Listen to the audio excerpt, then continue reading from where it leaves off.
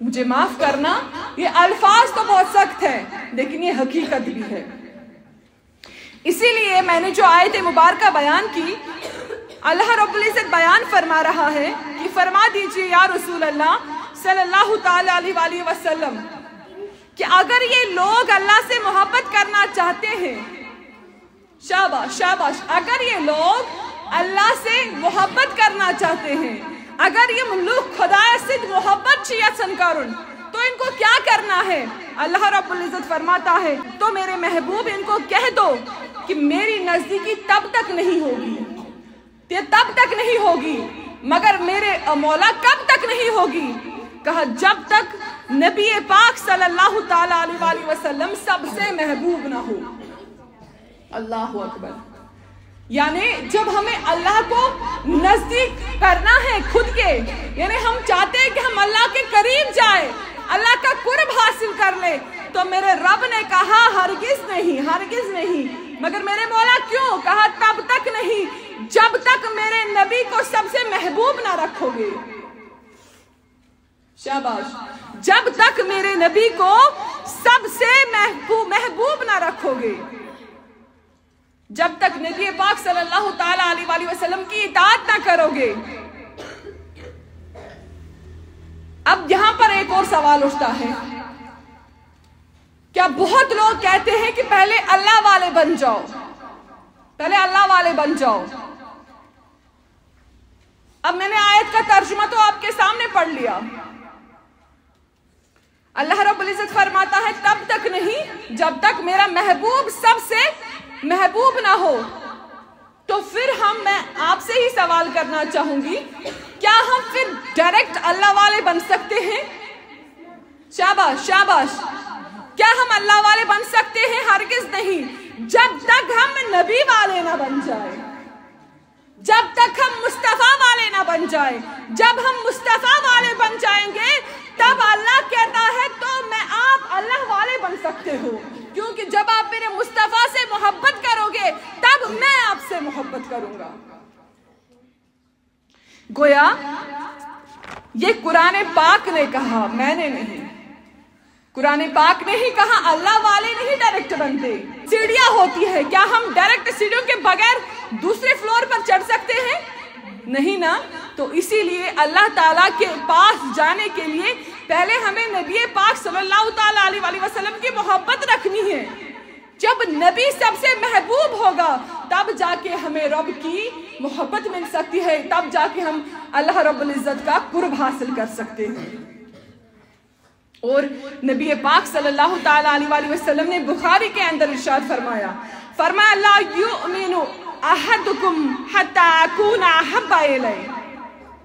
अपने यारों से इरशाद फरमाया, अपने सहाबों से इरशाद फरमाया कि तुम में से तब तक कोई ईमान वाला नहीं हो सकता तो हरगिज़ का ईमान वाला सिद्ध,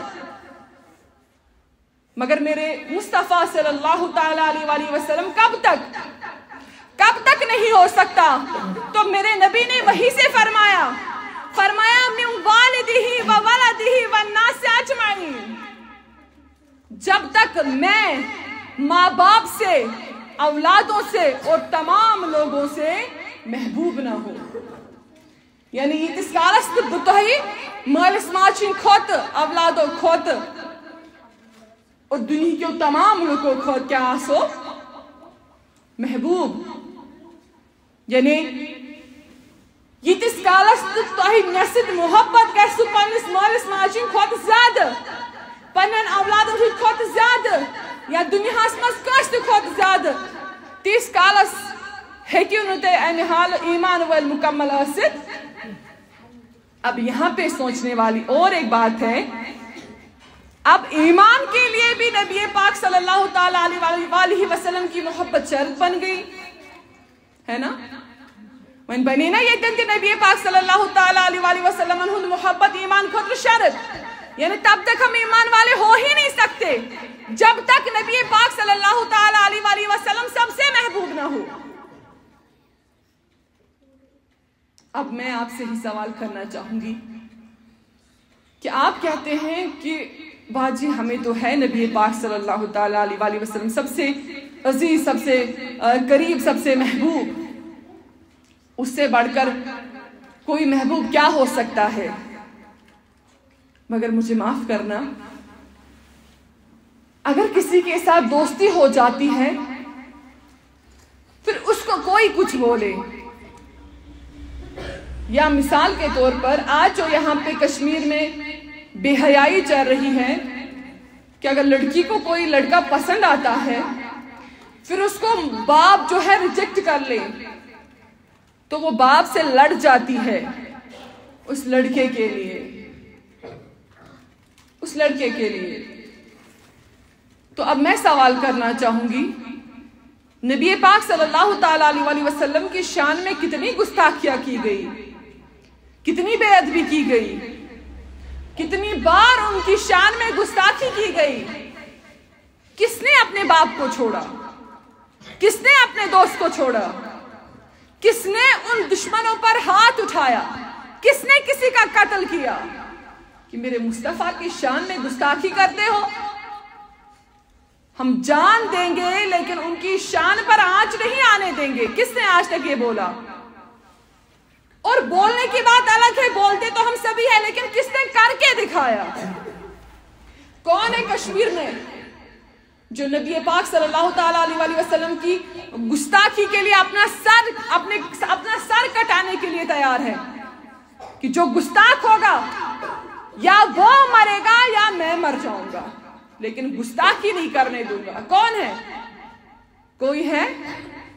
यही फर्क है कि हम कहते हैं नबी पाक सल्लल्लाहु ताला अलैहि वसल्लम सबसे अजीज है, सबसे प्यारे हैं, सबसे महबूब है, लेकिन इसको महबूब नहीं कहते, इसको सबसे प्यारा नहीं कहते कि हम अपने बाप के लिए लड़े। अगर बाप को कोई कुछ थोड़ा बहुत कहे तो हम वहां पे लड़ जाते हैं। हम मामूली किसी 2 दिन या 1 मंथ या 1 साल के दोस्त के लिए बाप से लड़ जाते हैं, जिसने हमें पैदा करके हमें बड़ा किया होता है। उन माँ बाप को छोड़ देते हैं उस फकत 1 साल या कुछ महीनों के रिलेशंस के लिए। मगर वही उस मुस्तफा सल्लल्लाहु ताला अलैहि वसल्लम के जो एहसान हम पर है उनको हमने कभी याद नहीं रखा, उनको हमने कभी तरजीह नहीं दी। हम तरजीह देते हैं तो बेहयाई को, हम तरजीह देते हैं तो बदकारी को, हम तरजीह देते हैं तो बेपर्दगी को। मगर मुस्तफा की मोहब्बत के जो हम गीत गाते हैं इसको मोहब्बत नहीं कहते हैं। जो महबूब होता है ना वो अपने आशिक के लिए सब कुछ कुर्बान कर देता है।